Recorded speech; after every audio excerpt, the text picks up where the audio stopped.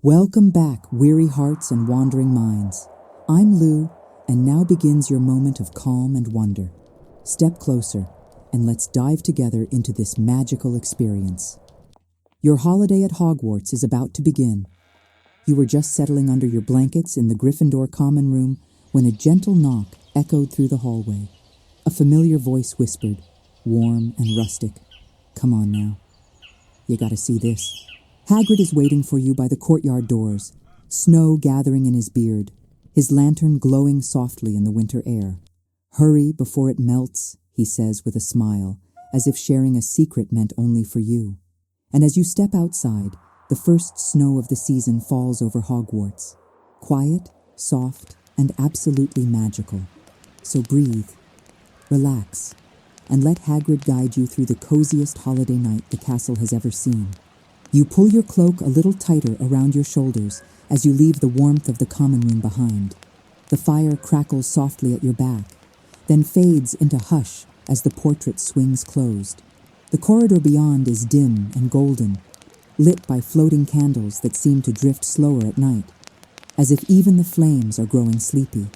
You hear your own footsteps on the stone, and with each step, the noise of the day falls away. Books, homework, crowded halls, all dissolving into quiet. Tonight, there is only you, the castle, and the secret Hagrid wants to share.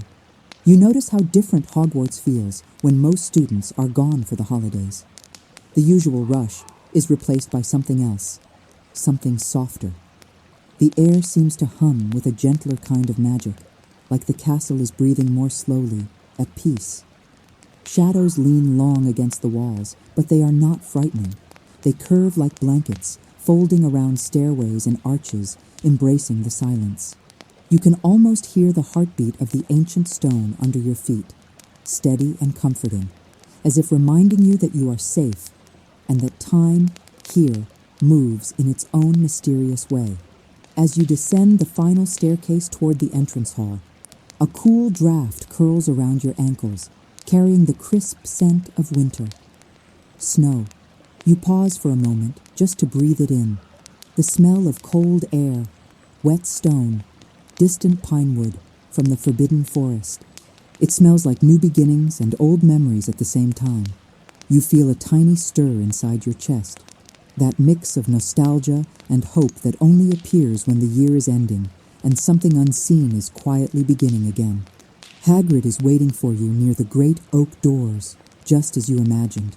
His lantern casts a gentle circle of light around him, making the snow in his beard shimmer like tiny stars. He grins when he sees you. "There ye are," he murmurs, as if not to disturb the sleeping castle. "Knew ye wouldn't want to miss the first snow." You step closer, and the warmth of his presence is like an extra cloak. With Hagrid nearby, the night feels less dark, the world less complicated. There is a simple courage in the way he stands there, as if facing storms and shadows is just part of the job. He pushes the door open with a low creak, and winter spills in like a whispered spell. The first breath of night air kisses your face, cold, sharp, and clean. You step out with him into the courtyard, and suddenly everything is softer. Snowflakes drift in slow spirals from the sky, each one catching the lantern light as it falls. Tiny sparks of silver against the dark.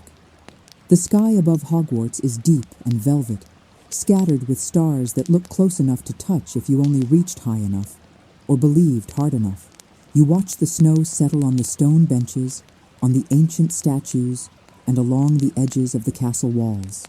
Hogwarts looks different under the snow, as if someone has gently erased the noise of the day and left only outlines of magic and memory. The towers fade into mist. Windows glow with sleepy light. Somewhere, a bell chimes the late hour, and the sound folds into the hush like a lullaby. You feel the world narrowing into this moment. You, Hagrid, the snow, and the quiet promise of something you can't name yet. Hagrid walks slowly across the courtyard, his boots leaving heavy prints in the new snow. Your lighter steps follow, smaller tracks beside his. For a moment, you simply listen. The crunch of snow underfoot, the faint crackle of lantern flame, the distant hoot of an owl overhead. The night is not empty. It is full of gentle sounds that never shout, only whisper. You realize how loud your thoughts had been all day, racing from class to class, worry to worry. Out here, under the snow and stars, those thoughts begin to soften, like ink spreading in water until it fades. Funny thing about first snows, Hagrid says quietly, as if sharing a secret with the sky as much as with you. They make everything look new again, even the bits that have been here for centuries. You follow his gaze to the walls of the castle, dusted with white. New again. The words linger inside you. Maybe that is what you've been hoping for without knowing. Not a dramatic spell, not a grand adventure, but a chance to feel new again inside your own skin. To remember the part of you that believed, without doubt, that magic was real and that you had a place in it. As you walk along the edge of the courtyard, you notice the way the lantern light paints long, soft shadows behind every pillar and archway. Light and shadow dance together on the snow, like two sides of the same spell. You think about the days when you feel brave and the days when you feel small. The nights when you fall asleep with hope and the nights when you fall asleep with worry. Tonight, the castle seems to be telling you that both belong, that courage doesn't mean never being afraid. It means walking through the snow, even when the path ahead is still hidden. Hagrid pauses near a low stone wall that overlooks the grounds. Beyond, the lake is a dark mirror, edged in ice that glitters faintly under the moon. The forbidden forest is a black silhouette, tall and still, like a crowd of quiet giants keeping watch. Snow falls between earth and sky, tying everything together with thin threads of white. For a long moment, you and Hagrid simply stand there, looking out over the world. No one is asking you a question. No one expects you to prove anything. You are allowed to just be. You know, Hagrid murmurs, shifting his weight from one foot to the other. When I was a kid, I used to think snow like this was a sign. He chuckles softly. Like the world was reminding me that no matter what I'd done that year, there was still time to change, still time to be a bit braver, or kinder. You glance up at him, surprised by the gentleness in his voice. A sign. You let the idea settle. Snow as a quiet message from the world, or maybe from something beyond the world. Not a demand, not a warning, just an invitation. You close your eyes for a moment and feel the snow melt on your eyelashes, cool and delicate. You feel the cold on your cheeks, the weight of your cloak, the steady presence of Hagrid at your side. Under all of that, you feel something else. A soft stirring beneath the surface of your thoughts, like a door in your heart opening a crack. Somewhere inside, a small voice asks, what if this holiday isn't just a break from classes?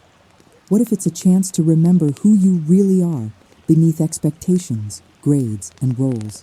When you open your eyes again, the snow seems to fall even slower, as if giving you time to notice every flake. Time stretches out, not in a way that feels heavy, but in a way that feels generous. As if the night itself is saying, there is no rush. You are allowed to take your time to heal, to breathe, to become. You look at the castle towers and feel that this place is more than stone and spells. It is a keeper of stories, of destinies woven in quiet hours when no one is watching. Hagrid clears his throat softly. Got something else to show you, he says, eyes twinkling. Something most students never see. Not 'cause they can't mind, but 'cause they're always too busy running after something loud. He gestures for you to follow, and you do, curiosity warming you from the inside. You leave the open view of the grounds and move toward a narrow passageway you hardly ever notice in daylight. It curves behind one of the great stone staircases and dips downward, the snow thinning as you step under an archway. The lantern light grows softer here, more golden than white. As you walk, the air becomes warmer, and you realize you're moving closer to the heart of the castle. The walls feel closer too, but not in a suffocating way.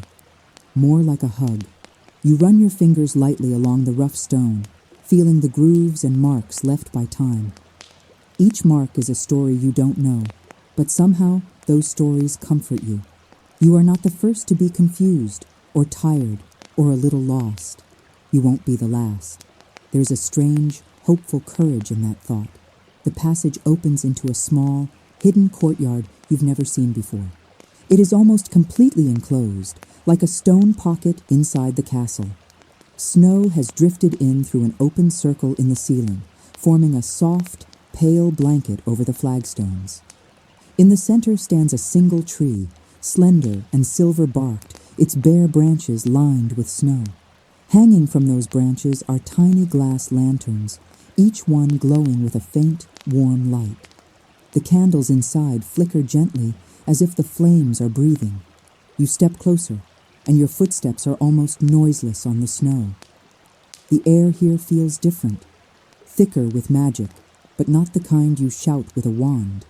This magic is quieter, older, woven from patience and silence. The lanterns sway slightly, as if acknowledging your presence. Each light seems to hold a tiny reflection of the sky, the stars, and maybe even your own face, if you look carefully enough. For a moment, you have the strange sensation that the tree is watching you, not with eyes, but with attention. This here, Hagrid says softly, is the lantern tree. Not in any of your textbooks. It's got a mind of its own, you could say. Shows itself to those who need a bit of reminding. Reminding of what? You ask, your voice instinctively dropping to a whisper. He smiles, beard shifting like snow-laden branches. That you carry light inside you, even when you forget.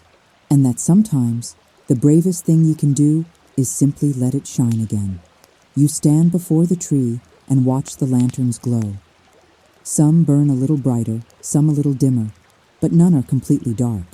You think about the times this year when you felt your own light dimming. The days you were too tired to laugh, the nights you lay awake worrying about the future, about who you're meant to become. It's easy to believe that your light has failed when all you can see is the shadow of your own doubts.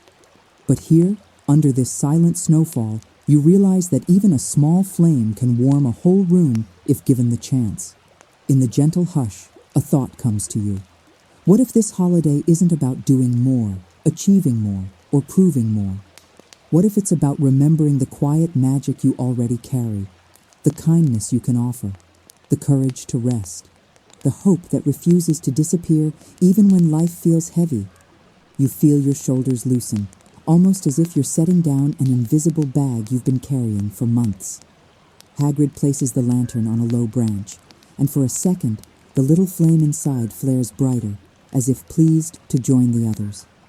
He steps back, careful not to disturb the snow. There, he murmurs. Now it'll burn as long as you keep believing there's something worth lighting it for. You look at all the lanterns, tiny stars caught on branches, their light touching the snow, the stone, your face.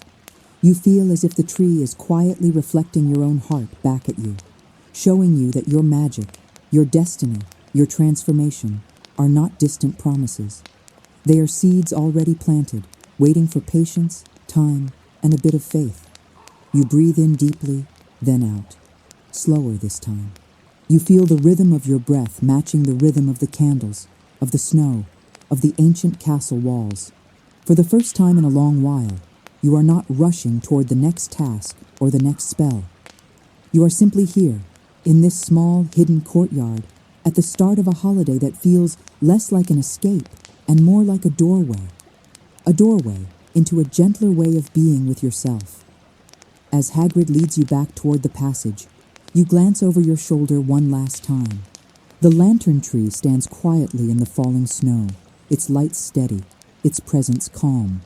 You have the strange certainty that it will still be here, waiting whenever you need it. Tonight, tomorrow, or years from now. The thought settles warmly inside you, like a promise whispered by the castle itself. You step back into the corridor, leaving the hidden courtyard behind, but carrying its light with you. The path ahead curls into shadow and candlelight, full of mysteries yet to be revealed. Somewhere deeper in Hogwarts, a wise mentor is waiting, and a different kind of lesson is about to begin. One not about spells or exams, but about remembering who you are beneath the cloak, beneath the name, beneath the expectations. For now, you simply walk beside Hagrid through the quiet halls, listening to the echo of your footsteps and the soft crackle of his lantern. The night feels full of magic, not the loud, spectacular kind, but the kind that changes you slowly from within. And as you follow the curve of the passage toward whatever comes next, one thought lingers gently in your mind, like snow on stone. This holiday is not just a break from time. It is the moment when time, at last, begins to listen to you. The quiet hallway receives you with a soft exhale, as if the castle itself has been waiting for your return. The cold from the courtyard still lingers on your cloak, but the air inside Hogwarts is warmer here, gentle, like hands brushing away the winter from your shoulders. You walk beside Hagrid, your steps muted on the old stone floor, and with every breath the silence grows more inviting. It's as if the lantern tree left its light inside your chest, softly glowing with each inhale. The shadows stretch lazily along the walls, but they do not follow you. They simply sway, as if nodding in greeting. Candles drift overhead, their flames stretching and shrinking with each small breeze the castle breathes out. You notice how the light flickers like tiny heartbeats, illuminating carved arches and portraits that sleep through the holidays. Some frames contain nothing but empty chairs. Their residents must be visiting other portraits, gossiping between floors, or enjoying some rare quiet of their own. Your footsteps slow naturally, as if the castle is urging you to savor the stillness.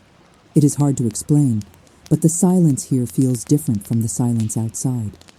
This one is warm, old, woven with the memories of thousands of students who walked these same halls with hopes, fears, and secrets. The air feels thick with their dreams, their whispered promises, the ghosts of their laughter. You wonder if some of them felt the same strange opening in their hearts that you felt under the lantern tree. Hagrid nudges your shoulder lightly. "Keep close," he murmurs, lowering his voice out of respect for the sleeping portraits. "Professor will be waiting." You blink. "Professor?" He nods. "Aye. Not one of the ones you have in class. Someone a bit..." He pauses, searching for a word. "Quieter." Quieter is an odd description for a Hogwarts professor. Curiosity curls inside your chest like a warm ribbon. Hagrid leads you through an archway you've never noticed before, narrow, almost shy, tucked between towering staircases. The moment you step inside, a different kind of air brushes against your skin, cooler but not cold, still but not stagnant. It smells faintly of parchment, candle wax, and something like lavender warmed over a fire. This hall is dimmer, lit only by lanterns resting on low stone shelves. Their flames are steadier than the candles outside, as if protected from any kind of draft. The hallway curves slightly to the right, disappearing into gentle shadow. You walk with slow steps, your eyes adjusting to the delicate glow. The walls here are lined not with portraits, but with old engravings, symbols you don't recognize, patterns that seem to shift when you glance away. Not dangerous, just ancient. "This wing," Hagrid whispers, "ain't in the school maps. Never has been. Why not?" He shrugs, beard rustling. "Some things are better found than pointed out." Ahead you see a door. Not ornate, not grand. Just simple wood with a soft golden sheen, as if touched by years of light. Hagrid lifts a large hand and knocks once. The sound doesn't echo. Instead, it seems to sink gently into the wood, like a stone sinking into water. "Bring 'em in," a voice calls from inside, calm, steady, warm. Hagrid gives your shoulder a gentle squeeze. "Go on," he says. "You're safe." You step inside. The room is nothing like what you expected. No towering shelves, no bubbling cauldrons, no dramatic tapestries. Instead, it feels homelike, soft, real. A round room with stone walls warmed by a low-burning fireplace. Shelves of books that smell like dust and comfort. A large desk cluttered with quills, folded notes, and teacups that look perpetually warm. A single enchanted window shows the snowfall outside, even though you know this room is buried deep within the castle. And at the center of it all sits the professor, an older wizard, silver hair tied loosely at the back, lines around his eyes formed from years of smiling more than frowning. His robe is simple, midnight blue with faint threads of gold at the hems, like starlight caught in cloth. He looks up when you enter, and his gaze is calm, steady, curious. "Welcome," he says, lifting a soft smile. "Come in. The fire's warmer than it looks." His voice is not loud, not stern. It is like warm tea, gentle, steady, lingering. You step forward instinctively. Something in him feels familiar, though you're certain you've never seen him before. "Hagrid," the professor says with a nod. "Thank you." Hagrid beams. "Any time, Professor Aldrich." Then to you, "I'll leave you to it. You're in good hands." And just like that, he slips out quietly, closing the door with a soft thud that melts into silence. You are alone with the professor. Aldrich. He gestures to a cushioned chair near the fire. "Sit. Rest your feet. You've walked through snow tonight, inside and out." You hesitate for a moment, then settle into the chair. The cushions embrace you like a warm cloud. The fire crackles slowly, almost rhythmically. For a long moment he simply studies you, not intensely, but kindly, as if seeing not just what you are, but what weighs on you. "You've had a long year," he murmurs, almost to himself. "A long few years, perhaps." Your breath catches. You didn't say anything, and yet somehow you feel seen. Aldrich folds his hands on the desk. "People misunderstand Hogwarts," he says softly. "They think the lessons happen only in classrooms. Charms, potions, transfiguration." He shakes his head gently. "But the real lessons are quieter, found in the corners where no one looks. In nights like this, when the castle calls only those who are listening." You shift slightly, drawn in by his words. "What lessons?" you ask. He smiles, small and knowing. "The ones you can't learn from spells." He looks toward the enchanted window, watching the snow fall beyond it. "Tell me, when you stood under the lantern tree tonight, what did you feel?" You open your mouth, then stop. You're not sure how to describe it. Hagrid's words, the lanterns, the quiet, the feeling that something inside you had shifted, softened, awakened. Aldrich nods gently, as if reading your pause. "Light," he says simply. "Yours. It flickered when you needed it." And you felt it. You swallow, the room suddenly warmer. "But what does it mean?" Aldrich's gaze softens even more.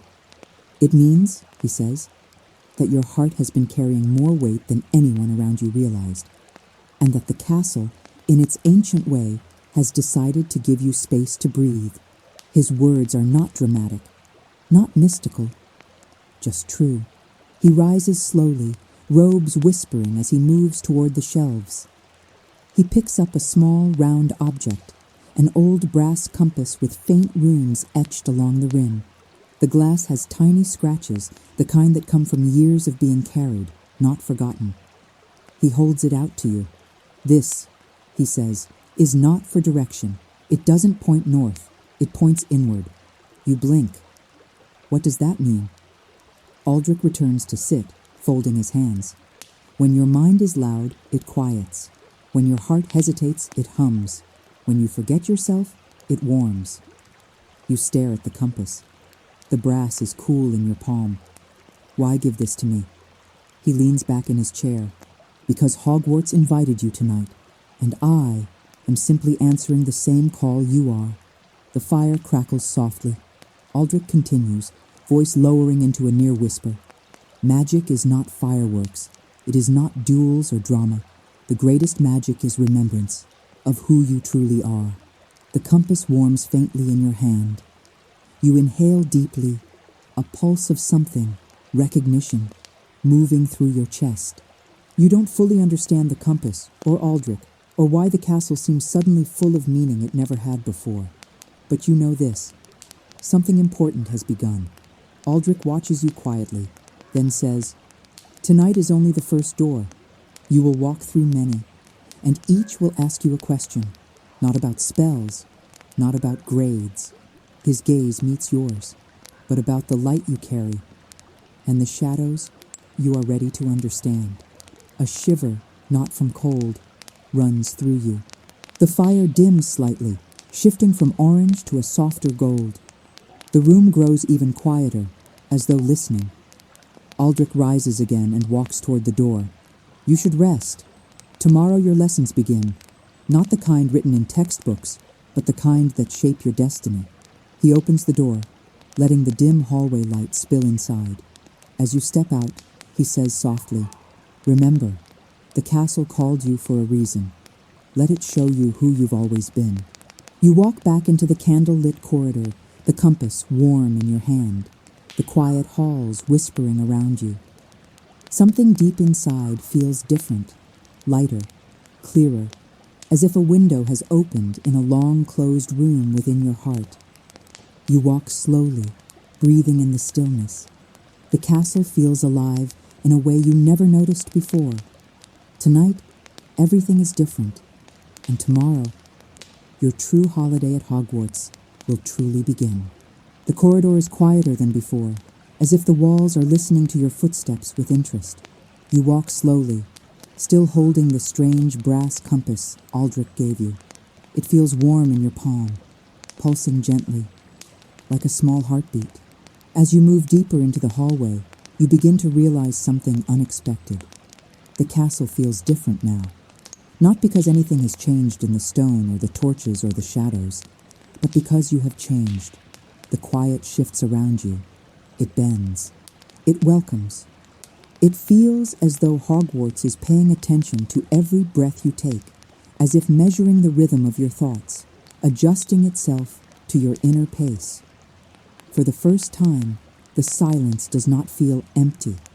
It feels full, full of possibilities, full of subtle magic, full of the unanswered questions you've carried for far too long. The compass warms again, not hot, not urgent, just comforting. You look down at it, watching as the faint runes glow with a soft gold pulse. It doesn't spin like a normal compass. Instead, the needle drifts slowly, almost lazily, hovering somewhere between east and south. Every time you shift your weight, the needle hums gently and moves, as if feeling the air around you more than the direction. You take a slow breath. "Where are you trying to lead me?" you whisper. The needle quivers once, like a small nod, then points forward. So you follow. The hallway curves to the right, and you begin to notice things you never saw before. Tiny cracks in the stone, shaped like constellations. Candles flickering in a rhythm that almost resembles breathing. Carvings along the pillars that seem to brighten as you walk past. Hogwarts is old, older than you can truly grasp, and yet tonight it feels young, aware, alert. The weight of your day melts with every step. Your shoulders loosen, your thoughts slow. For the first time in a long time, you're not rushing to a class, not thinking about homework, not worrying about the future. You're simply walking, trusting the quiet guidance of a room, a compass, a castle that has held generations before you. You pass a narrow window where snow drifts softly down the glass, glowing in the candlelight. Each flake seems to fall slower than the last, as though time is stretching just for you. Beyond the window, the grounds of Hogwarts look peaceful, untouched. You imagine the lantern tree still glowing in its hidden courtyard, whispering small, luminous secrets into the night. The compass warms again, stronger now. You pause. In front of you is a wooden door you've never noticed. Not grand, not decorated, simply patient. The wood is worn smooth by hundreds of hands, perhaps thousands, and yet the handle, shaped like a crescent moon, gleams as if newly polished. When you touch it, the warmth spreads from your palm up your arm, across your chest, and into your ribs.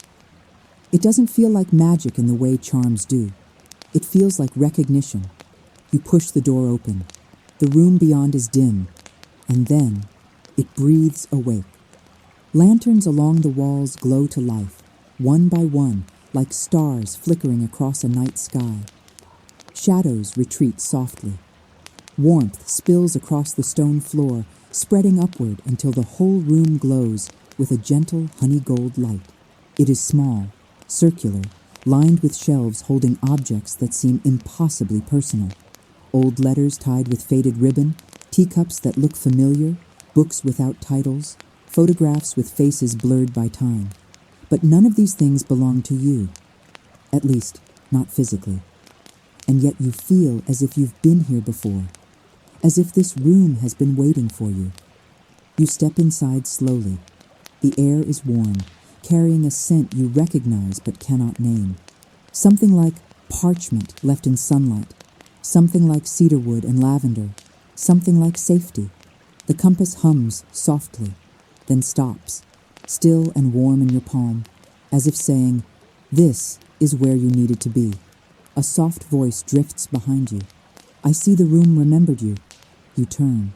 Aldrich stands in the doorway, robes brushing the floor gently, the firelight painting faint gold onto the silver in his hair. You hadn't heard him arrive. You hadn't even felt the door open. He steps inside, closing the door quietly behind him.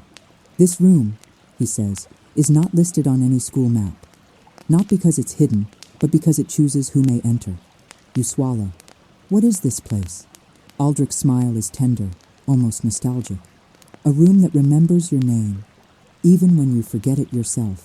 The words settle inside you like falling snow, light, soft, and deeply true. Aldrich walks past you and touches the edge of one of the books. "This room holds fragments," he explains. "Not memories exactly, but impressions, echoes of what your soul needs to hear." You glance around again, suddenly seeing the space differently. The letters, the objects, the books, they aren't yours, but they feel like they could be. They feel like reflections of things you felt, lost, hidden, or hoped for. Aldrich gestures toward a small table at the center of the room.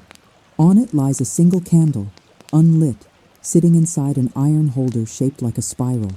"Would you light it?" he asks gently. You hesitate. I don't know the spell." "You don't need one." The simplicity of the answer surprises you. You sit before the candle, the air warming around you. Aldrich stands behind you, but his presence is not overwhelming. It's steady, like the hum of the castle, like the glow of the lanterns. "Close your eyes," he murmurs. You do. "Now breathe. Feel the warmth in your chest, the light you carried from the tree, the stillness that the snow gifted you. Let that be enough." You inhale slowly. The warmth inside your ribs swells, gentle and alive. For a moment, you forget the castle, the mentor, the snow. You feel only your breath, your heartbeat, the soft pulse of the compass against your palm. Then something shifts, something tiny, a spark. You open your eyes. The candle is lit. A small flame dances quietly, barely moving, as if respecting the hush of the room. But its glow reaches every corner. It softens the edges of the shelves, warms the spines of the books, brightens the objects resting along the walls. Aldrich's voice lowers. "Magic is not always cast," he says. "Sometimes it is remembered." You feel something tighten in your throat. He sets a gentle hand on your shoulder. "You have forgotten your own light many times this year. Tonight, you remembered it enough to guide you here." Your breath trembles, not from fear, from something like relief. Aldrich continues, giving you time to breathe. "There is more ahead for you," he says.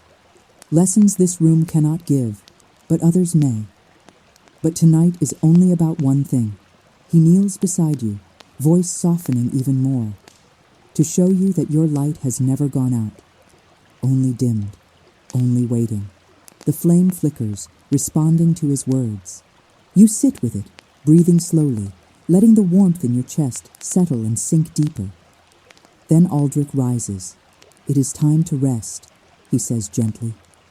"The room will remain here for you, whenever your heart grows heavy again." You stand, taking one last look around. The candle glows. The shelves hum quietly. The air holds your breath like a promise. Aldrich walks you to the door, Before he opens it, he says, "Remember what the room showed you tonight, and when doubts return, come back." Magic always leaves a light. You step outside. The hallway is quiet, glowing softly with candlelight. You breathe deeply, your heart finally calm. And as you walk back toward the warmth of Gryffindor Tower, one truth follows you like a gentle spell. The castle is not just a place where you learn magic. It is a place that teaches you how to remember yourself. The night has settled fully around Hogwarts by the time you begin your walk back through the castle. The warmth of the room that remembers your name lingers on your skin, soft as a cloak of light. Your fingers still tingle from the moment the candle lit itself. No spell, no wand, just your breath, your presence, your forgotten courage finding its way back into flame. You walk slowly, almost reverently, as though every step deserves to be felt. The hallway before you feels different tonight, quieter, deeper, like a place where the castle sheds its daytime face and reveals something older, something truer. The compass in your hand vibrates softly, barely noticeable, just a whisper of warmth. But you feel it, and it feels you. Your footsteps echo lightly across the stone, each sound a gentle tap that dissolves into the soft, ancient hush of the hall. Torches burn in long, thin lines, their flames stretched upward like slender golden fingers reaching for the ceiling. Shadows sway, calm and unthreatening. The air tastes faintly of dust and cedar, the scent of places rarely visited, of memories sleeping inside the walls. You pause at the bend in the hallway. The silence here is different. It's not empty. It listens. You can feel it, the way the air seems to hold your breath, how the walls lean in just slightly, how the whispers of the flames stretch longer before fading. This hall hears you. Aldrich's voice floats behind you, so gentle it almost blends into the quiet. "I wondered when you would reach this place." You turn. He stands at the edge of the shadows, his lantern glowing faintly, casting gold along the lines of his robe. He looks calm, unsurprised, as though he knew you would find your way here, even before you took the first step. "What is this place?" you ask softly. Aldrich walks beside you, footsteps slow and unhurried. "This," he murmurs, "is the oldest corridor in Hogwarts. Older than some towers, older than some forgotten spells, older than most of the histories written about the school." You swallow. Why does it feel so alive? He smiles. "Because it is. This corridor listens. It listens to what is spoken." He taps a finger lightly against his chest. "And to what is not." You look around again. The torches seem to flicker in response to your thoughts rather than drafts of air. The floor feels warmer under your boots, as if the stone holds memories of countless students who once walked it with trembling hopes and silent fears. "It hears your heart," Aldrich continues. "And sometimes, if you are very still, it speaks back. A faint shiver travels down your spine.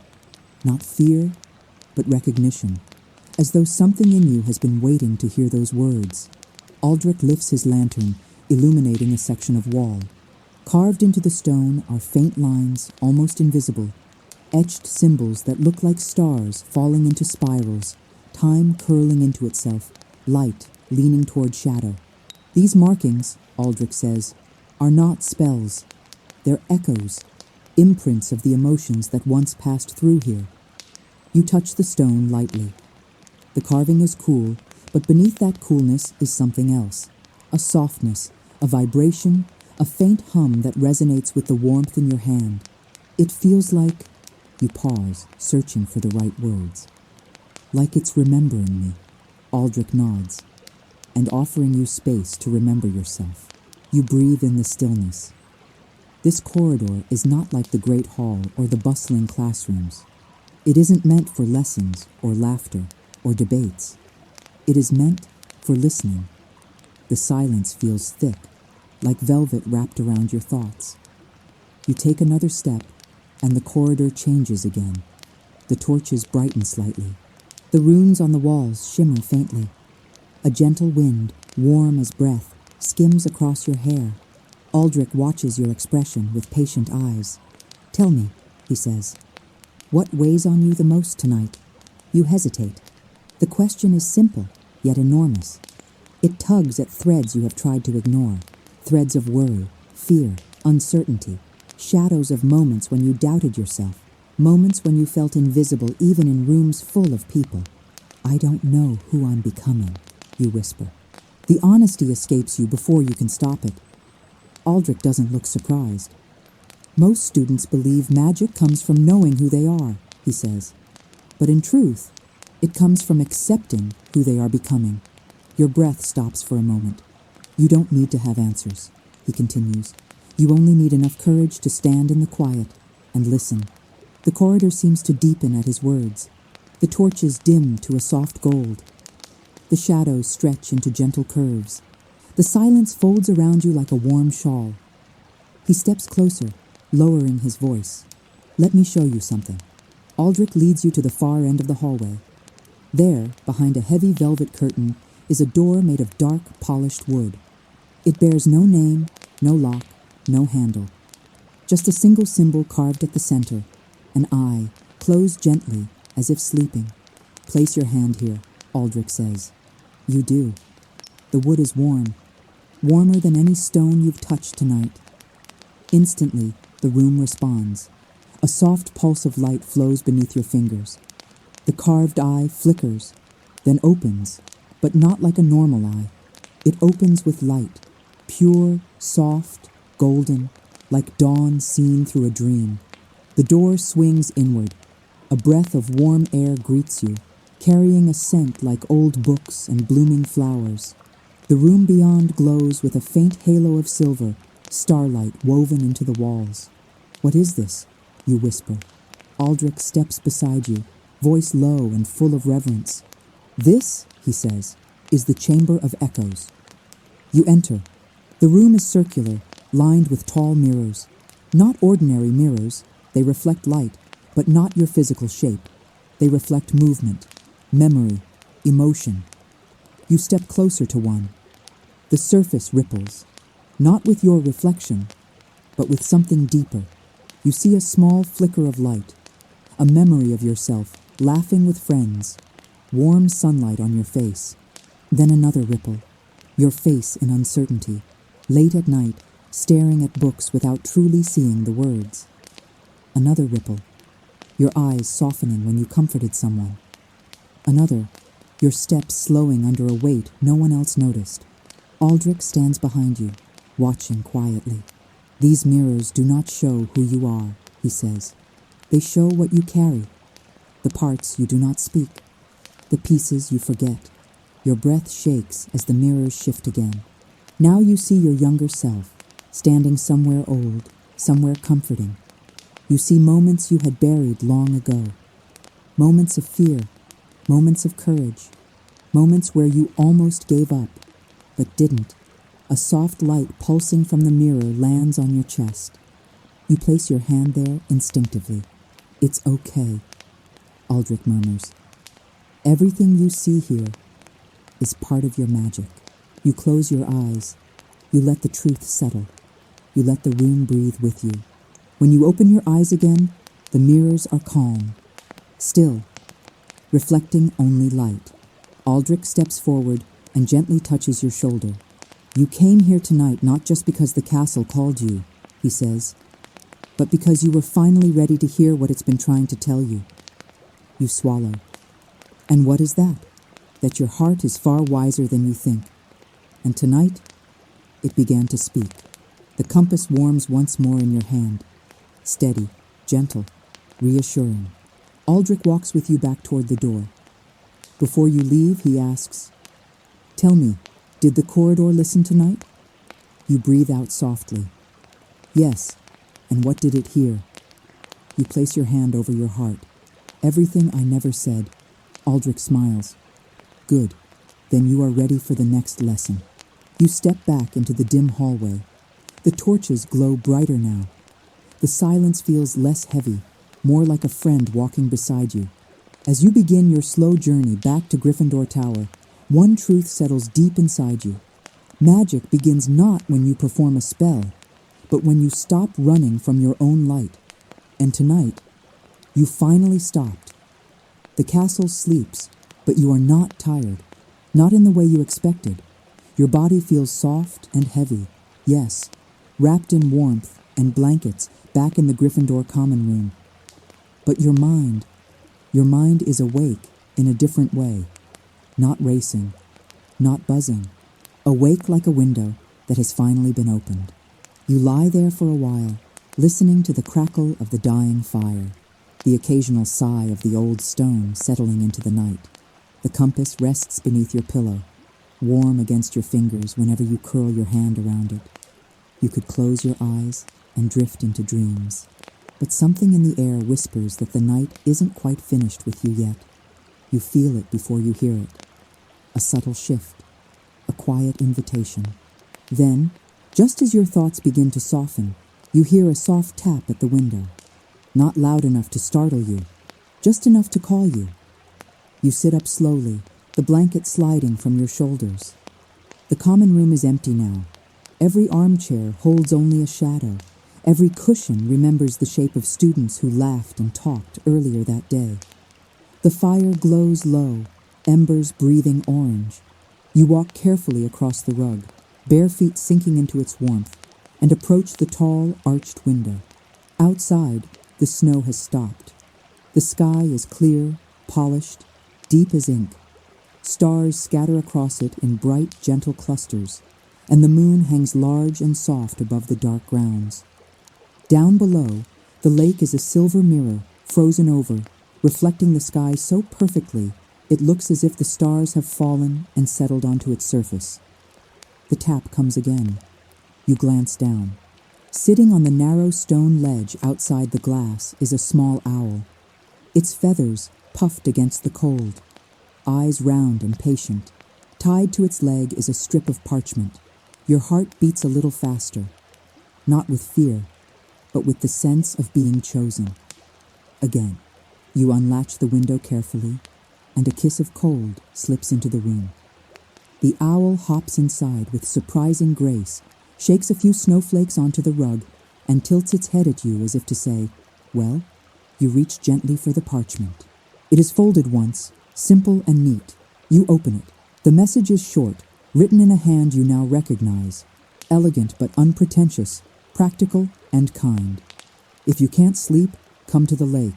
Some lessons can only be learned under the stars. A. You don't need more than that. You wrap your cloak around you, pull on your boots, and slip quietly from the common room. The fat lady mutters something sleepily as the portrait swings closed behind you, but she doesn't try to stop you. Perhaps she knows tonight that the castle is already watching over you. The corridors are darker now, the candles burned low, the torches dimmed to a soft glow. But you are not afraid. The silence no longer feels like emptiness. It feels like company, like the castle walking beside you, step for step. The compass in your hand hums gently. You don't even look down to know which way to go. Your feet simply follow the path that feels right. Down one staircase, across a quiet landing, through an archway, along a corridor that seems to widen into cool, blue shadow the closer you get to the entrance hall. You pass by the great doors and step out into the winter night. The cold is immediate, but refreshing, like a sharp breath of truth after a long day of pretending. The sky spreads above you, glass clear, constellations stitched across it in delicate silver. The snow crunches softly beneath your boots as you walk down the slope toward the lake. Each step releases a faint, crisp sound that disappears into the openness around you. Hogwarts glows behind you, its windows warm and golden, a towering guardian watching over the grounds. Ahead, the lake lies still and silent, its surface catching every star like a net of light. For a moment, you simply stop and look. The world feels enormous and intimate all at once. You see him before he speaks. Professor Aldrich stands near the edge of the lake, his silhouette calm against the frozen shimmer. His lantern rests beside him on a rock, casting a soft circle of gold around his boots. He has his hands clasped behind his back, head tilted toward the sky as if reading something written there for his eyes alone. "You came," he says quietly, not turning, as if he felt you instead of hearing you. You step closer, breath misting in the air. "I couldn't sleep," you admit. He smiles softly. "Good. That means something inside you is still listening." You stand beside him, close enough to share the lantern's warmth. For a few moments, you say nothing. You just look. The lake reflects the night sky so perfectly that it's hard to tell where reality ends and reflection begins. It feels as though, with one step, you could walk across the ice and slip into the stars. Aldrich speaks again, his voice low and thoughtful. "Do you know why I brought you here?" You shake your head. "Look at the surface," he murmurs. "What do you see?" "Stars," you answer. "The sky. The moon." "And if the ice were gone?" he asks gently. You picture it. The lake thawed, its water black and deep, moving with unseen currents. The reflections would tremble with every ripple, every faint breeze. "I suppose everything would look less clear," you say. "More broken." Aldrich nods. "Most people like their reflections frozen," he says. Neat, still, easy to recognize. They decide who they are once, then freeze that image and spend years guarding it. He pauses. But life isn't like that. Neither is the soul. You watch your breath drift into the night, pale against the dark. "When the ice melts," Aldrich continues, "the stars are still there. The moon is still there. The sky hasn't changed. Only the surface has. The water moves, shifts, reflects the light in 1,000 different trembling ways. Some find that frightening. Others understand that it's more honest." You look down at the lake again. Even frozen, it holds a quiet power, as if underneath the stillness, a sleeping depth waits for the right season to wake. "So which is better?" you ask softly. "Frozen or moving?" He smiles. "That depends on what you need to learn." For a while, you both just stand there, listening to the hum of winter. An owl flies overhead, a faint blur against the stars. In the distance, the smoke from Hagrid's hut curls into the night like a slow spell. Aldrich speaks again, voice even softer. "You've been holding yourself very still this year," he says. "Inside, I mean. Freezing your own reflection. Trying to be who you think you should be, rather than who you are becoming." You swallow, the truth landing gently but firmly. You know he's right. You've tried to keep your doubts hidden beneath perfect ice, he goes on, not unkindly. Your exhaustion, your sadness, your fear of not being enough. The words sting, but not like a wound, like medicine. He glances at you, his gaze kind. "Do you know what happens when you keep a lake frozen too long?" You shake your head. "It stops reflecting the sky," Aldrich says quietly. "It reflects only itself, and eventually, it forgets that it ever held stars." Your chest tightens, not with panic, with recognition. You've felt that, the slow narrowing of your world to tasks and expectations, to worries and silent comparisons. The feeling of being stuck inside a version of yourself you didn't remember choosing. Aldrich takes a deep breath, his exhale misting out like a small cloud. "This holiday," he says, "is not about grand adventures or dramatic spells. It is about letting the ice melt just enough that the sky can find you again." The idea feels terrifying, and yet something in you wants it more than anything. "How do I do that?" you ask. He turns fully toward you now, his expression gentle but clear. "By allowing yourself to feel without deciding what it means too quickly," he answers. "By telling the truth in small, quiet ways. By not forcing yourself to be strong every second." He lifts his hand, gesturing toward the lake. "By letting your heart move."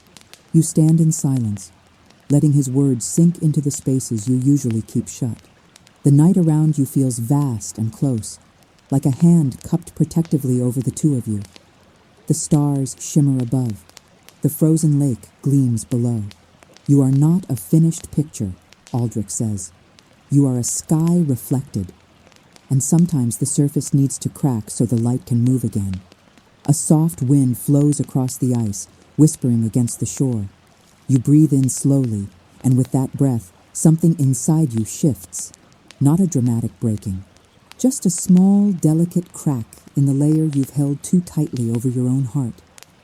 You feel sadness there, tiredness, hope, and something like longing for peace, for truth, for a life where you don't have to pretend you're fine when you are not.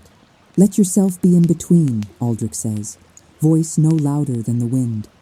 Not all ice, not all water, not all certainty, not all doubt. That in between is where real magic begins. He reaches into his robe and pulls out a small folded piece of parchment. He hands it to you without explanation. You open it carefully. Inside are 2 short lines, written in the same calm script. Tonight, do not ask who you must be. Ask instead, what is my heart trying to tell me? The compass warms again in your hand, as if echoing the question.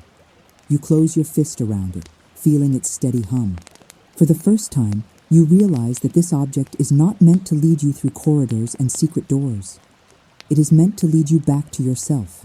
If you listen, Aldrich says, the answer will not come as a roar. It will come as a whisper, like snow, like starlight on ice. You nod slowly, eyes burning, not with pain, but with the ache of release. How do you know all this? You ask. He smiles softly, looking out at the lake. Because once, a long time ago, I stood here asking the same questions, he replies, and the castle was kind enough to answer.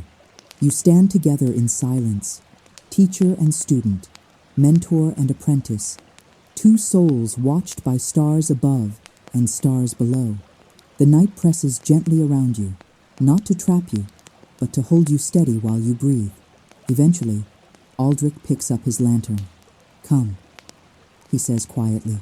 You should rest. The heart does its greatest work in the dark, while the world believes you are only sleeping. You walk back toward the castle at his side. Each step feels different now. Less like running, more like returning. The towers rise before you, solid and gentle, lit by windows that glow like watchful eyes. When you reach the great doors, Aldrich stops. Remember, he says, turning to you one last time. You are not behind. You are not late. You are simply arriving in your own time. The words land in you like warm light settling into cold water. He nods once, as if sealing a quiet promise between you and the night. Let the stars keep you company, he adds softly, and let the lake teach you how to move again. You step inside the castle, leaving the winter air behind, but carrying its clarity with you. As you make your way back to Gryffindor Tower, the silence feels kinder, the shadows softer. You slip beneath your blankets once more, the compass warm in your hand, the parchment resting under your pillow. Before your eyes close, one thought whispers through you like a gentle spell. I am not frozen. I am learning how to reflect the sky again. And with that, you finally drift into sleep, not escaping the world, but slowly waking to who you truly are. Morning arrives in the gentlest way imaginable, not with alarms or rushing footsteps or the chatter of students heading to class. This morning, Hogwarts seems to wake slowly, delicately, like a long-forgotten melody humming to itself before being sung aloud.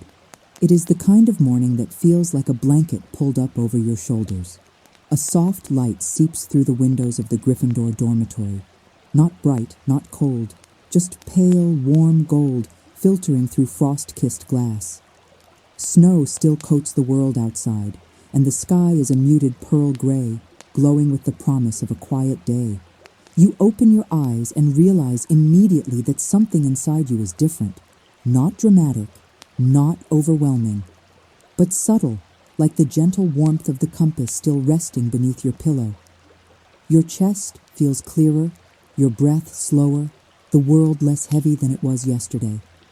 The quiet lessons of the night, the frozen lake, the stars, Aldrich's words, settle inside you like warm stones placed in cold hands.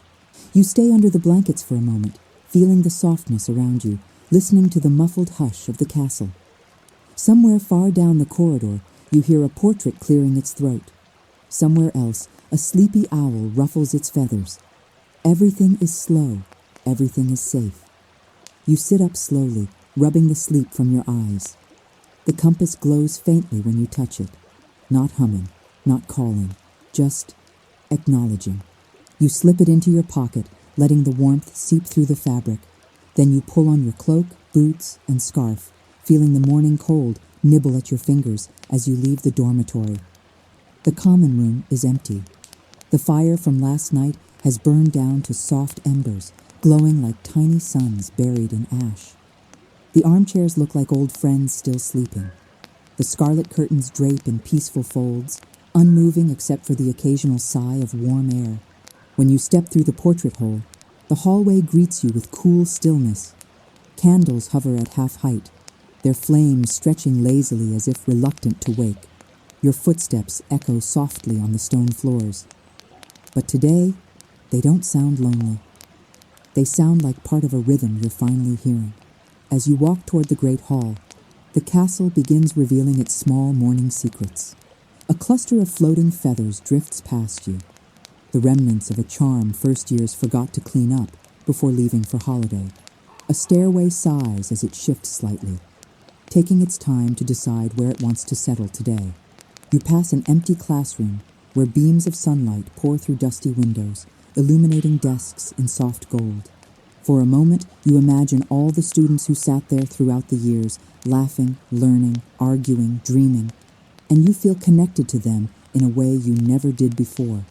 When you reach the great hall, you stop in the doorway, struck by the beauty inside. The enchanted ceiling shows a soft winter sky, clouds drifting in slow motion. Golden light spills across long tables, reflecting off glass goblets and silver plates. Only a handful of students remain for the holidays, scattered like bright dots across the room. Their voices are quiet, their laughs gentle, their conversations slow. It feels like stepping into a memory, not one of your own, something older, timeless. As you approach the Gryffindor table, you see a small tray set out in front of your usual seat. Hot porridge, warm bread, and a teacup filled with steam swirling like rising fog. You blink. You didn't order anything. No one saw you come in. But someone knew you'd need this. You sit, fingers wrapping around the warm cup. The tea smells faintly of cinnamon and something floral. Lavender, maybe. The first sip is slow, soothing your throat, warming your chest, spreading through you like gentle sunlight pressed into liquid form. As you eat, you notice that the hall feels alive. The candles flicker in quiet patterns.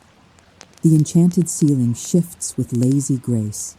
And for the first time, you sense the castle not as a building, but as a presence, patient, observant, full of old wisdom. It reveals only to those willing to listen. Footsteps enter softly behind you. Aldrich joins you at the table without ceremony, as though sitting beside you is the most natural thing in the world. His robes are deep green today, stitched with threads that catch the morning light like ivy touched by frost. His expression is calm, peaceful. "You slept?" he says. You nod. "Better than I expected." "That is good," he replies. "Dreams do their best work when the heart has begun to open." You sip your tea again. Something unspoken stirs between you and the quiet morning. Aldrich folds his hands on the table. "I brought you here today," he says gently, "not to teach a lesson, but to let you feel how different the world is when you are not fighting yourself." You pause, spoon hovering above your bowl. "Last night," Aldrich continues, "you allowed something frozen to crack, just enough for light to enter. Today, that light will begin to change what you see." You look around the hall again. The golden light, the slow-moving ceiling, the warm food, the soft voices, the quiet magic humming beneath everything. It does look different, and you feel different while looking. Aldrich pours himself tea, the steam curling around his fingers like tame magic.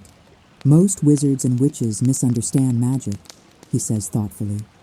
"They think it is a force used to change the world." He pauses, meeting your eyes. "But true magic changes the one who uses it." You breathe that in, deeply, quietly. Someone somewhere clinks their spoon against a bowl. A soft laugh echoes from the Ravenclaw side. Snow drifts lazily through the enchanted ceiling. Everything feels softened, blurred at the edges, like the world is wrapped in wool. Aldrich takes a sip of his tea. "This morning is yours," he says, voice gentle but sure. "No tasks, no lessons, only noticing." You tilt your head. "Noticing?" He nods. Noticing is the first step in remembering who you are. Before spells, before responsibilities, before expectations. He gestures around the hall. Notice what you feel. Notice what quiet does to you. Notice what your heart says when the world is soft enough to hear it. You sit with those words. Really sit. You notice the warmth in your chest, the calm breath in your lungs, the slow melting of tension in your shoulders, the weight of the compass in your pocket, subtle, steady, the way Aldrich watches the world as though everything is worth understanding, the way the hall seems to shimmer with soft magic. You notice yourself. Aldrich smiles faintly. You are doing it already. Your throat tightens, not painfully, but with a gentle ache of relief. You hadn't realized how rarely you truly pay attention to yourself. "Walk with me," Aldrich says, once you finish eating. "There is a part of Hogwarts that appears only in midwinter mornings like this." You rise from the table, your boots clicking lightly on the stone floor. The hall welcomes your steps. The ceiling brightens slightly, shifting into a pale peach glow. Aldrich leads you through a side door you've never seen opened before. You follow him down a narrow hallway filled with portraits of wizards whose names you do not know. The portraits do not speak, but some of them smile knowingly as you pass. The air grows warmer here, softer, almost fragrant. You emerge into a small greenhouse built entirely of old glass, its surface fogged from the warmth inside, meeting the cold winter air outside. Inside, plants bloom in vivid greens and purples, leaves heavy with dew. Soft light drips through the glass ceiling, shimmering like melted gold. Aldrich steps aside to let you breathe it in. "This," he says, "is the Winter Conservatory. It appears only on mornings when the castle decides its students need it." You take a step inside. The air is rich with the scent of earth, herbs, and something sweetly floral. Drops of water cling to petals, glowing like tiny spells. A vine curls lazily around a pillar, its leaves trembling as if sighing in contentment. "This place," Aldrich murmurs, "teaches the simplest truth. Even in winter, life grows." You walk slowly between the plants. Your fingertips brush a leaf warm from the greenhouse air. Your breath deepens without effort. Everything feels alive, returning, unfolding. Aldrich stands near a patch of glowing lilies. "And so do you," he says softly. "Nothing in nature blooms all year, not even you." Your chest tightens again, this time with a feeling like permission. "You are not meant to be strong every day," he continues. "You are meant to rest, to root, to gather light where you can, to grow slowly." You look around the greenhouse again, at the vines, the lilies, the ferns unfurling like waking dreams. None of them rush. None of them bloom in haste. None of them apologize for growing quietly. And in that moment, you understand. You don't have to rush either. You don't have to bloom every day. Rest is part of growth. Stillness is part of magic. Aldrich places a gentle hand on your shoulder. "You are learning your own seasons," he says. "Let this be your winter, your quiet season, the time when roots strengthen beneath the snow." You close your eyes and let the truth sink deep. When you open them, the light in the greenhouse seems brighter, warmer, softer, alive in a way that echoes the quiet awakening inside you. Aldrich gives a nod of approval, sensing the shift. "Good," he murmurs. "Then you are ready for the next part of your holiday." You turn toward him. "What part?" He smiles, eyes twinkling like old starlight. "The part where you stop surviving and begin living again." And just like that, the chapter of your morning begins to close. Not with finality, but with the promise of what comes next. Movement, awakening, gentle magic that stirs not from wands but from within. As you leave the greenhouse and step into the quiet halls once more, you realize that Hogwarts is no longer just a school to you. It is a mirror, a sanctuary, a companion, a teacher of forgotten truths. And as the castle breathes softly around you, you sense the next lesson forming in the air like a spell not yet spoken. Because today, you are finally beginning to thaw. The greenhouse doors close behind you with a soft, breath-like sound, sealing in the warmth and fragrant air. As you step back into the hallway, the coolness of the castle wraps around your skin. Not harsh, not biting, just enough to wake your senses. The snow outside glows faintly through distant windows, casting pale light onto the stone floors. Aldrich walks a few steps ahead, but not far. His presence is like the flame of a lantern, steady, constant, warm even at a distance. He doesn't speak, and you don't need him to. The silence between you feels rich, like soil where new thoughts are just beginning to sprout. The compass in your pocket hums faintly, as if sensing where you are headed next. You touch it lightly, and it warms beneath your fingertips, the metal softening like breath on chilled glass. Aldrich glances back at you with a knowing smile. "It's beginning to understand you," he says quietly. You blink. "The compass?" "No," he replies gently. "Your heart." He motions for you to follow him down a narrow staircase that spirals deeper into the castle. With every step, the sound of the world grows softer. Footsteps fade, distant voices blur. Even the breath of the building seems to muffle itself. It feels like descending through layers of silence. At the bottom of the stairs is a long, arched corridor whose walls are lined with torches that do not burn with normal flame. Their fire is white, soft, cool, almost lunar. The air is colder here, thin enough to make you inhale deeper, as if preparing yourself for something sacred. Aldrich stops in front of a tall wooden door, smooth, dark, untouched by time. There is no handle, no hinge, no keyhole.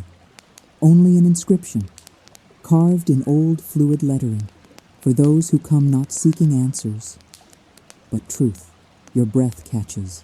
The words settle into you like snow finding the perfect place to rest. Aldrich turns to face you fully. "This door doesn't open for curiosity," he says softly. "Only for sincerity." You swallow. "What do I have to do?"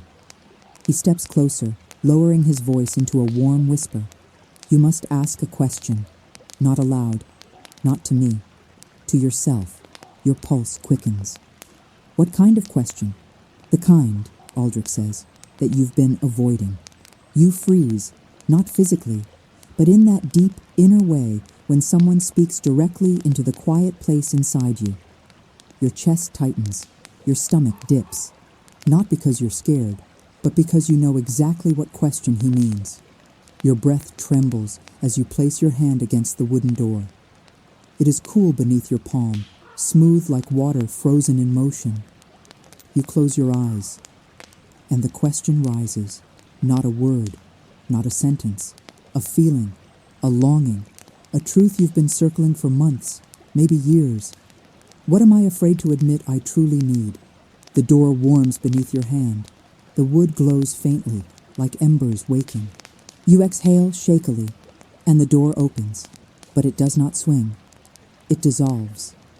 The wood ripples like liquid gold, then melts into the floor, revealing a vast chamber of dim, warm light. You step inside. Immediately the air changes, thicker, sweeter, like old parchment soaked in candlelight. The room is enormous, stretching further than the ceiling should allow. The shelves are tall and dark, lined with books whose spines glow faintly with magic. Some books float lazily through the air, moving from shelf to shelf like creatures with quiet purpose. But the strangest part? The silence. It is not empty. It is alive, buzzing like a heartbeat buried under layers of cotton. "This," Aldrich says, stepping beside you, "is the library that opens only to questions." Your eyes widen. Rows and rows of shelves curve into elegant spirals, forming paths that seem to shift as you look at them. Lanterns hang from invisible threads. dripping warm light in slow, rhythmic pulses. The floor is carpeted in deep midnight blue, embroidered with patterns that look like constellations. You take a step. The moment your foot touches the floor, the constellations beneath you glow faintly. Aldrich notices your wonder. Every step reveals something, he says softly, but only to those who walk without rushing. You move forward, letting the soft glow follow you. A book floats down from a high shelf and settles gently onto a nearby table. You approach it. The leather is old, cracked softly along the edges. The title is not written, only etched in faint, shifting lines. "What is this one?" you ask. Aldrich gives a half smile. "The book you need, not the one you want." You touch the cover. It opens with a quiet sigh. But instead of words, you see light, moving light, swirling shapes like memories, but not quite your own, more like echoes of emotions you've felt many times. You see a younger version of yourself trying to be brave. You see laughter that didn't reach your eyes. You see exhaustion disguised as strength. You see kindness given freely. You see fear you never named. You see longing hidden beneath responsibility. You see a heart that kept beating even when you wished it would slow. Your throat tightens. You don't cry, but you feel a pressure behind your eyes, a softness beginning to spill. Aldrich watches you with deep gentleness. "You see," he murmurs, "books here don't hold knowledge, they hold recognition."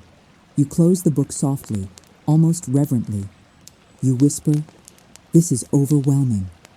"No," Aldrich corrects softly. "It is honest." You wander deeper into the library. Every few steps, a book glows gently as you pass, acknowledging you, not calling, just letting you know it senses your question. One book, resting on a velvet cushion, draws you in with warmer light. It pulses like a heartbeat. You approach it slowly. Its cover is silver, shimmering like moonlit water. You reach out and touch it. This time, the book doesn't open. It breathes. A breath of cool air rolls across your hand, carrying the scent of pine and distant rain. The cover ripples, and suddenly you hear something faint. A whisper. Not a voice. A memory. The sound of your own breath during a moment you thought no one noticed you hurting. You pull your hand back gently. Aldrich comes to your side, his eyes soft and steady. "This book," he says quietly, "only opens when the reader is ready to stop pretending they're fine." Your chest aches. A small, vulnerable sound escapes your throat. Aldrich turns to you fully. "You don't have to open it today," he says. "Healing is not a race." You nod, but your gaze stays on the silver book. It feels like a promise, a mirror, a quiet invitation to someday tell the truth, to yourself most of all. Aldrich leads you to the center of the library, where a circular wooden table rests beneath a chandelier of floating glass. The chandelier glows softly, like captured moonlight. "Sit," he says. You do. Aldrich sits across from you, folding his hands. "You asked your question," he says. The door opened. The library revealed what you needed. Now comes the most important part. You lean in. "What part is that?" He holds your gaze for a long moment, then speaks. "You must learn to live with the truth you found." Silence wraps around his words. He continues softly. "Truth is rarely loud. It doesn't shake walls or summon storms. It whispers. It waits. It shows you what aches and what wants to grow." Your fingers curl around the edge of the table. Aldrich lowers his voice further. "You asked what you are afraid to admit you truly need. And now, you must stay open to the answer. Not today, not all at once, but slowly." "Slowly," you repeat. The word feels like breath warming cold hands. Aldrich nods. "Let the truth rise at its own pace. Don't force it. Don't silence it. The heart blooms when it is ready, not when it is demanded." Something inside you softens, like a lock turning gently, not fully open yet, but loosening. Aldrich stands, offering you his hand. "Come." The library has given what it could today. Any more, and it will overwhelm you. You take his hand. Warm, steady, human. You walk back toward the entrance. The shelves dim a little, as if sighing into rest. The runes on the floor fade. The lanterns soften their glow. The moment you step through the threshold, the door rematerializes behind you. Silent, whole, impenetrable again. Aldrich releases your hand gently. You did well, he says. Very well. You don't speak. You can't. There is too much inside your chest. Too much shifting, stirring, beginning anew. Aldrich touches your shoulder, giving it a soft squeeze. Let the question continue to live in you. Tonight and the next night. This is how your magic grows. And as he begins to walk with you through the luminous corridor, you feel it. Quiet magic unfolding inside you like a page turning itself toward a chapter you never knew you needed. Your steps echo gently. Your breath softens. Your heart thaws. You don't know the full answer yet, but for the first time, you want to. Night returns to Hogwarts in a way you almost didn't expect. Not with the same softness as the night before, not with the same hush, not with the same quiet calling that led you to the lake. Tonight, the air feels aware, awakened, as if the castle has been waiting all day, waiting for you to return to its deeper mysteries. You feel it the moment the sun sinks below the horizon. A gentle shift, a stirring in the stone, a vibration in the warm metal of the compass resting in your pocket. You are in the Gryffindor common room when the feeling comes. The fire crackles low, painting gold across the rug. The windows glow faintly with moonlight breaking over the snow. You sit quietly in one of the armchairs, blanket wrapped around your shoulders, the taste of warm tea still on your tongue. But something is different. Your breath goes still. Your heartbeat slows. The castle whispers, not in words, not in sound, in intuition. In that way, the world seems to lean toward you when destiny shifts beneath your feet. A knock echoes at the portrait hole. Soft, intentional, gentle enough not to disturb anyone else, but precise enough to call you alone. When you open it, Aldrich stands there, lantern in hand.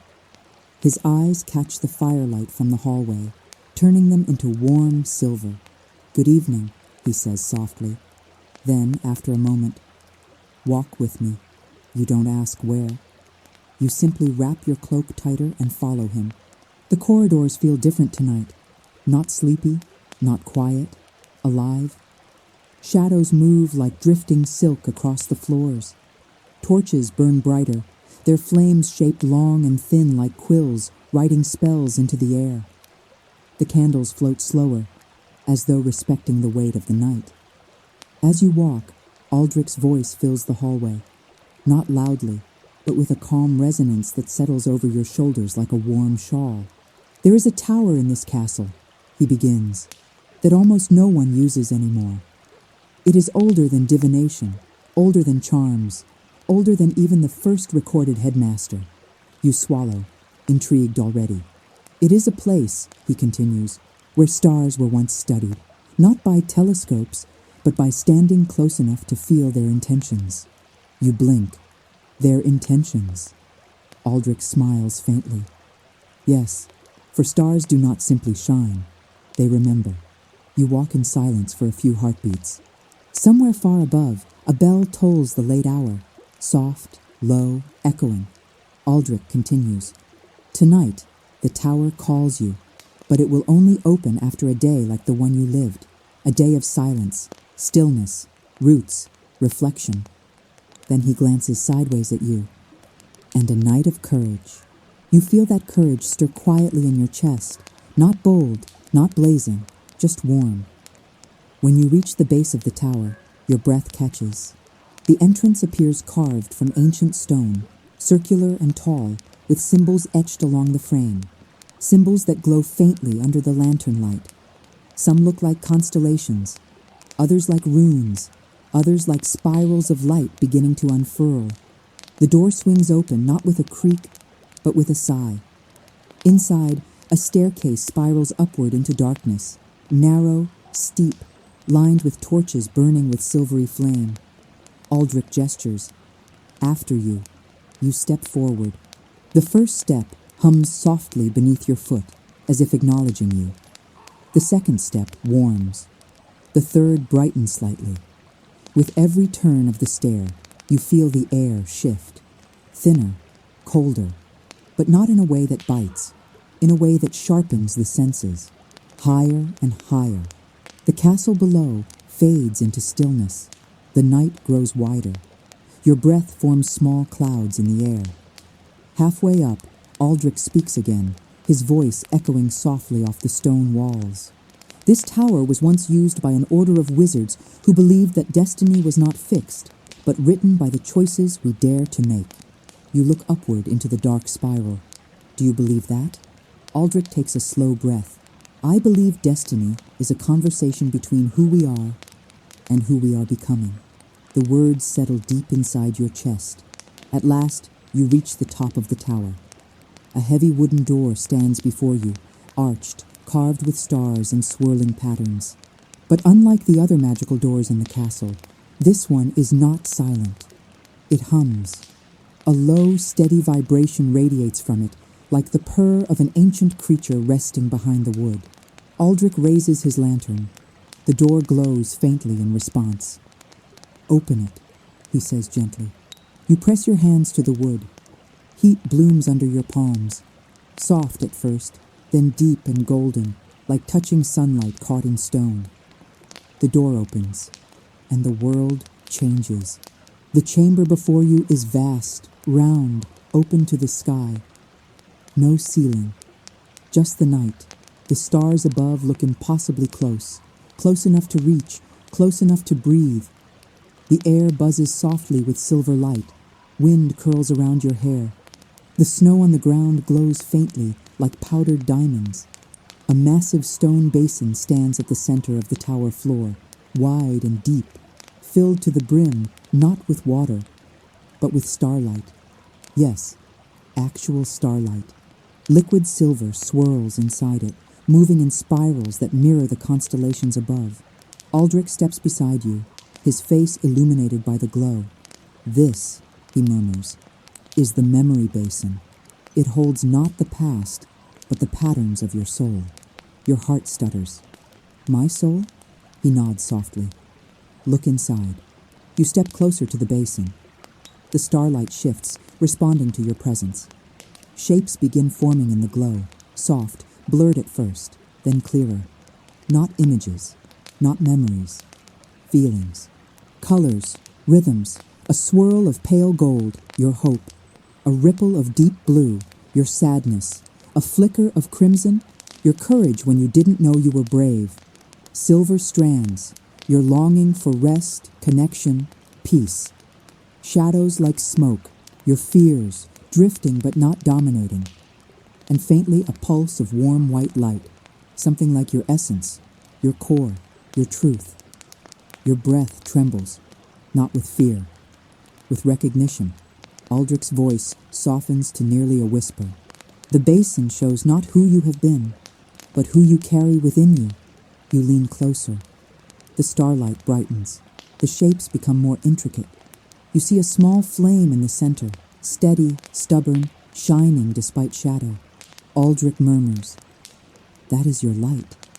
You whisper back, "But it's so small." Aldrich places a hand on your shoulder, warm and firm. All lights begin small. What matters is that it has never gone out. The starlight ripples. Images form, visions, but not literal. More like metaphors the tower speaks in. A snow-covered forest. A path winding through fog. A cloak wrapped around lonely shoulders. A hand reaching for another hand that isn't there. A lantern carried through a dark room. A star falling slowly, softly, landing on the palm of someone who needed it. You, always you, but shown through symbols that feel ancient and gentle. Tears prick at your eyes.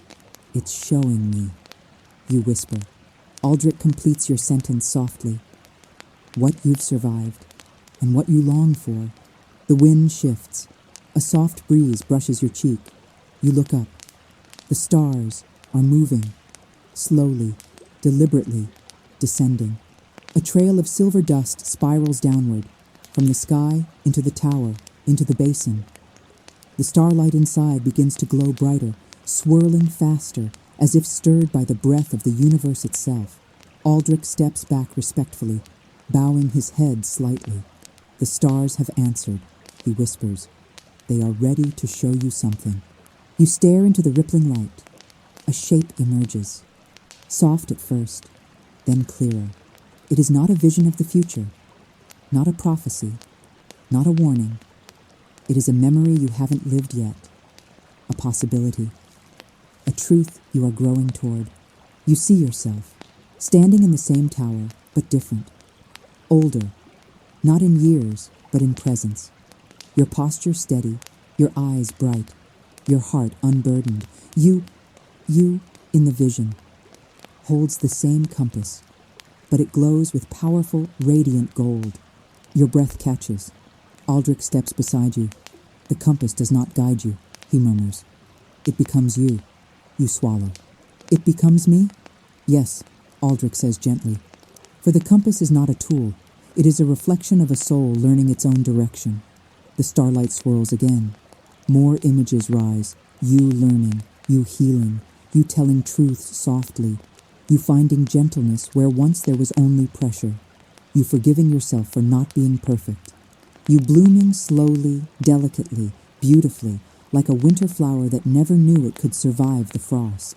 Your heart aches, deeply, softly. The starlight fades slowly into calm silver. The stars rise back into the sky.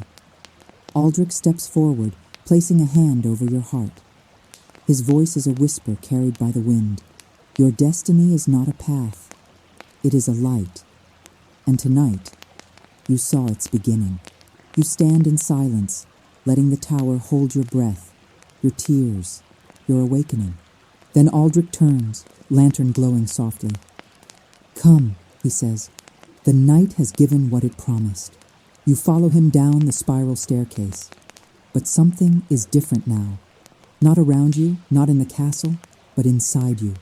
A warmth, a tremor, a quiet truth rising like dawn. By the time you reach the hallway, one thought settles inside your chest, like a star gently finding its place. I am not lost. I am becoming. The walk back from the tower leaves your entire body buzzing with a kind of quiet electricity, soft, shimmering, gentle as snowfall.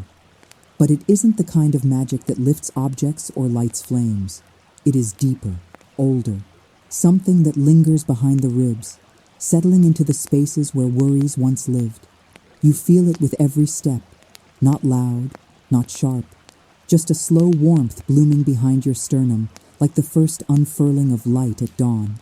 Aldrich walks beside you, lantern swaying softly, casting long golden shadows along the stone walls. He doesn't rush, he doesn't speak, and the silence is not uncomfortable. It is necessary. Sometimes truths need quiet to settle. Tonight, yours is still finding its place. When you reach the base of the tower, Aldrich stops, not abruptly, but with the kind of pause that feels intentional, as though he is listening for something beyond sound. He turns to you, lantern light softening the lines of his face. There is one more thing you must learn tonight, he says quietly. It is the gentlest lesson of all, and the one most witches and wizards overlook. You look up at him, heart steady, breath slow from the long descent. What is it? Aldrich lifts his hand, not toward the corridor, not toward a door, not toward the castle itself, toward your chest, toward the space just over your heart. This, he whispers, is where your most powerful magic lives. You swallow, surprised by the sudden sting of emotion in your throat. But I don't feel powerful, you admit. I feel tired, confused, quiet. Aldrich smiles, the kind of smile that knows too much and forgives everything. Good, he murmurs. The tired heart is the honest one. He gestures for you to follow him into a narrow hallway that curves toward the west wing, a part of Hogwarts rarely traveled at night. The air here is warmer, touched by the faint scent of cedar and old parchment. The glow of the torches seems softer, almost drowsy, as though they too are preparing for something sacred. As you walk, Aldrich speaks softly. Most magic is taught with movement, with words, with gestures, with focus. But the oldest magic, the one that existed long before wands or spells, comes from stillness. You slow your steps. Stillness? He nods. A kind of presence, a kind of listening, a kind of surrender to the truth of what is happening inside you. You feel your breath deepen without trying. Something inside you loosens. Aldrich pushes open a small wooden door tucked between two stone columns. Inside is a circular room, dimly lit by floating candles that drift lazily around the ceiling. A single window overlooks the snowy grounds, letting in a soft wash of moonlight. But the room is empty. No books, no tables, no artifacts. Just a smooth stone floor and silence. This, Aldrich says, is the chamber of stillness. Few know it exists. Fewer know how to use it. He steps inside, and the candles pulse with warm light, acknowledging his presence. You follow him, and the air shifts, cooler, clearer, as though exhaling a long-held breath. Aldrich turns to you. Sit. You sit on the smooth floor, legs crossed, cloak pulled softly around you. The cold stone is surprisingly comforting, grounding you. Aldrich sits across from you, lantern placed to the side, hands resting gently on his knees. For a moment, neither of you speak. The silence deepens, but it is not empty. It is alive. When Aldrich finally speaks, his voice feels woven directly into the quiet itself. There is a spell, he says, that the early teachers of Hogwarts considered the first spell every young witch or wizard should learn. But over time, it was forgotten, not lost, just overshadowed by flashier magic. You lean in slightly. What spell? Aldrich places his hand over his chest. The spell of stillness.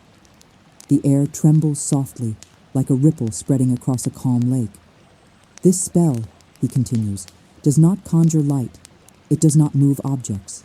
It does not transform the world. He watches you carefully. It transforms the one who casts it. Your breath catches.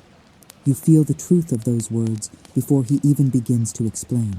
Aldrich shifts closer, lantern glow brushing the edges of his robes. He speaks gently, as if explaining something sacred.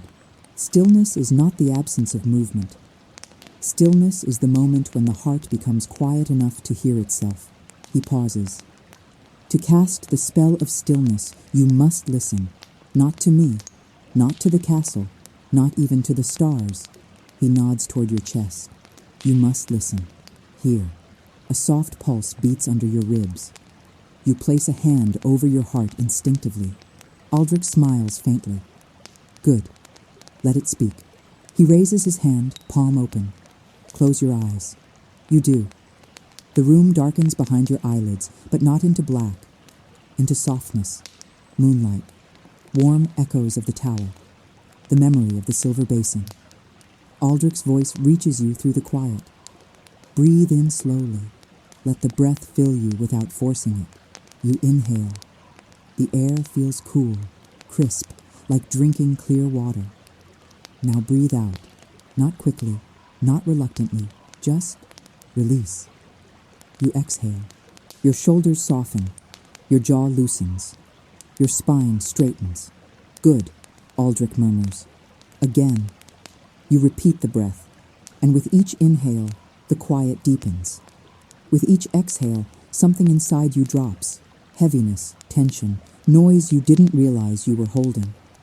Now, Aldrich says, voice low, melodic, almost hypnotic, place your attention on the space behind your heart. Not the heartbeat itself, the space beneath it, behind it, the room where your inner voice rests. Your breath stutters slightly. You hadn't known that space existed, but now you feel it.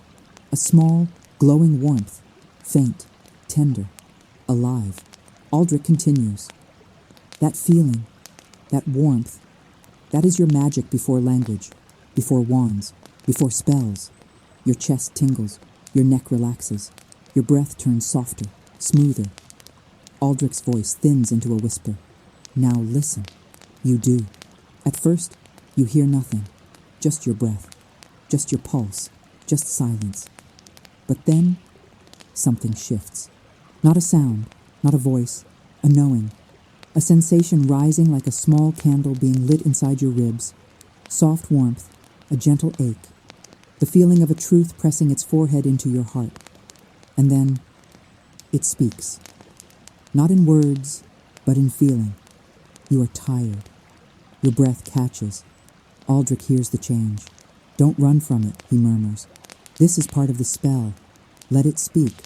The warmth pulses again. You are tired of pretending you are not hurting. Your throat tightens. Tears press gently behind your eyes, not falling, just gathering like dew on petals. Aldrich whispers, "Let it be true." A breath slips from your chest, trembling. Another, softer. The warmth deepens. You are tired of being strong every day. You are tired of silence. You are tired of holding everything alone. Your breath breaks on that one, not loudly, not painfully, just honestly. Aldrich's voice returns like a steady hand. Good. This is the heart's language. The warmth shifts again, gentler now, softer, like someone placing a blanket over your shoulders. Then the next feeling rises, tender and trembling. You want rest. You want peace. You want to be allowed to feel. Your entire chest softens. Your shoulders cave slightly forward. You inhale shakily. Aldrich whispers, "Now tell the feeling you hear it." You swallow. Then, softly, silently, you think, "I hear you."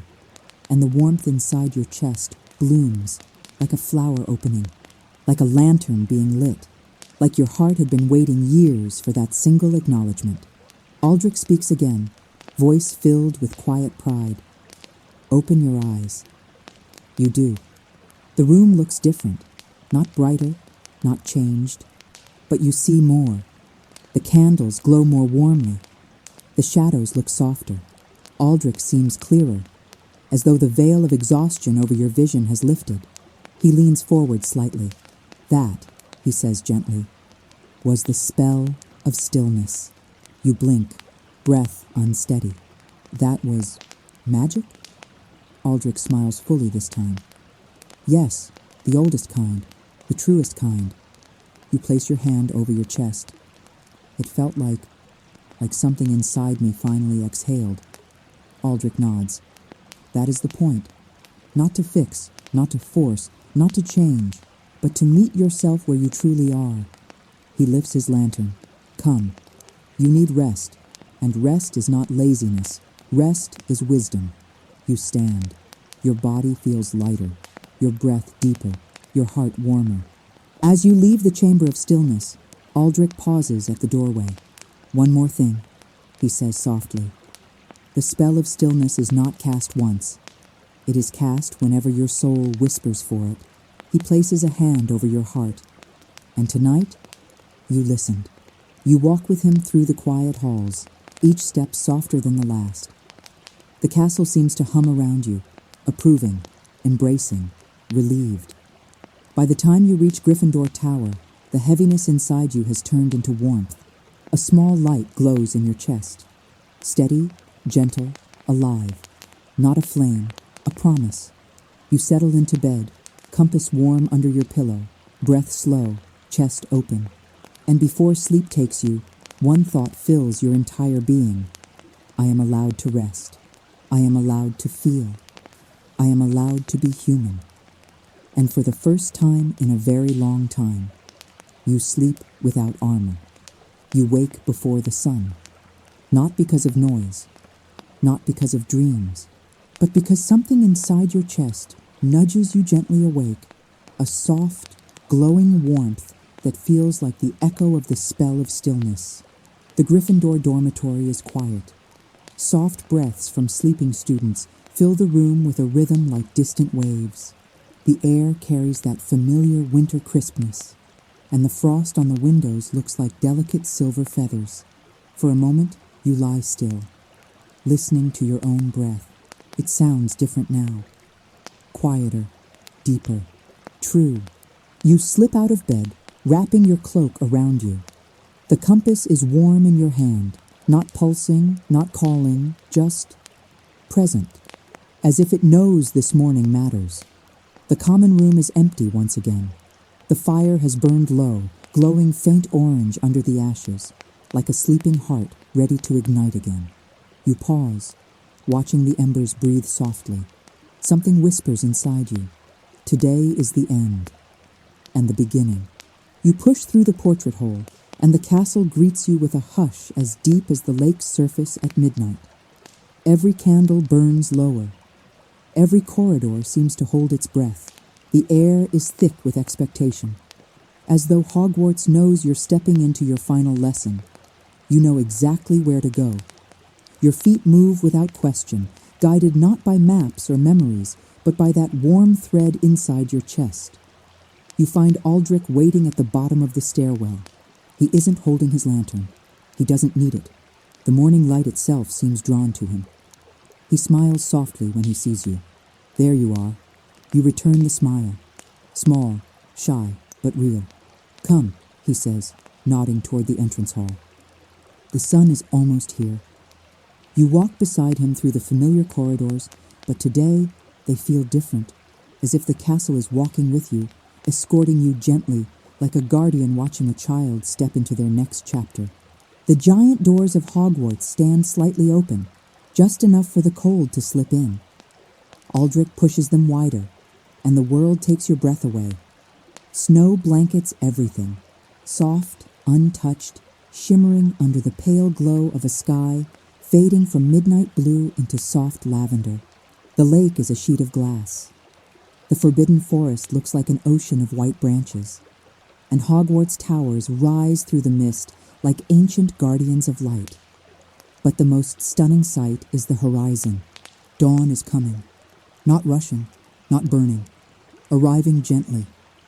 A slow bloom of gold spreading across the world like a blessing. Aldrich steps forward, his breath forming soft clouds.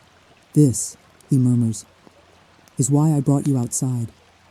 The final spell can only be learned at sunrise. Your heart stirs. The final spell?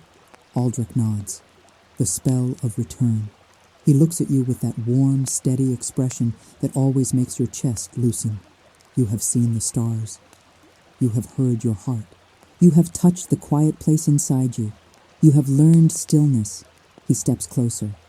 But all magic, no matter how deep, must eventually return you to the world, not to escape life, but to live it more truthfully. You swallow softly, breath visible in the cold air. How do I learn it? Aldrich points toward the rising sun. By watching, you stand beside him, side by side, as the first beam of sunlight touches the world. It hits the snow like gold dust. It spreads over the lake, turning the frozen surface into a sheet of warm diamonds. It wraps the towers of Hogwarts in soft amber light. And then it reaches you. The warmth touches your face. Your eyelids flutter. Your chest fills with something like liquid dawn. Aldrich's voice is a whisper. Every sunrise is the universe reminding you that nothing stays dark forever. You breathe in sharply. The truth of it sinks deep, like warm light into cold earth. Aldrich turns to you fully. Place your hand over your heart. You do. Now, he whispers, listen to your breath. The same breath that carried you through last night. The same breath that brought you to this moment. You inhale, slow, deep, gentle. Exhale, he says. You release the breath into the morning air, watching it dissolve into mist. Aldrich places his hand over his own heart. Say this silently, he guides. I return to myself. I return to my strength. I return to my truth. I return to the light inside me. You repeat the words in your mind, and the magic responds, not with sparks, not with wind, not with shimmering air, with warmth. Warmth that grows in your chest and spreads outward through your ribs, your throat, your hands, your breath, until your entire being feels wrapped in golden fire. Then, The compass glows. A soft, warm, golden light seeps through its seams, humming quietly. You lift it in your hand, stunned. Aldrich's eyes shine. "It has awakened," he says softly. "Because you have." The compass opens on its own, not revealing a map, not pointing north, but showing a single glowing light. A tiny star, a reflection of the starlight you saw in the tower, the same light that represented your essence, your truth. Aldrich steps beside you, his voice now a low, reverent whisper. The spell of return means this: no matter where you walk, no matter what darkness you face, you can always return to this light. You stare at the compass, emotion rising like a tide inside you. "This is your guide," Aldrich says. "Not to Hogwarts, not to me, to yourself." A tear escapes before you can stop it. Aldrich notices and smiles gently. Good. He wipes it softly with the edge of his glove. Tears are just truth leaving the body. The sun rises fully now, casting long golden rays over the courtyard. Aldrich inhales deeply, looking toward the light. "This is the moment your holiday at Hogwarts ends," he says. Your heart tightens. "I don't want it to end." Aldrich turns to you with a warm, steady gaze. "My dear one," he says softly, "Hogwarts is not a place you leave." He touches your chest again. You take it with you. A breath catches in your throat. He steps back, giving you space, letting the morning light embrace you. The compass glows brighter. Your chest warms again. Your breath steadies. You are not the same person who arrived at Hogwarts days ago. You know that. And the castle knows it too. Aldrich gives you one final bow, not formal, not distant, but respectful. You have walked through silence, through memory, through stars, through truth, and now you walk into your life with new magic. He places his hand over his heart. Remember this: the greatest spell you will ever cast is the courage to be who you truly are. The sun rises higher. The castle glows. You inhale deeply, and for the first time in a very long time, you feel whole, soft, awake, light. A whisper blooms inside your chest. I am returning. I am becoming. I am home. You close the compass gently, press it to your heart, and step forward into the golden morning. Hogwarts watches. Hogwarts blesses. Hogwarts stays inside you, forever.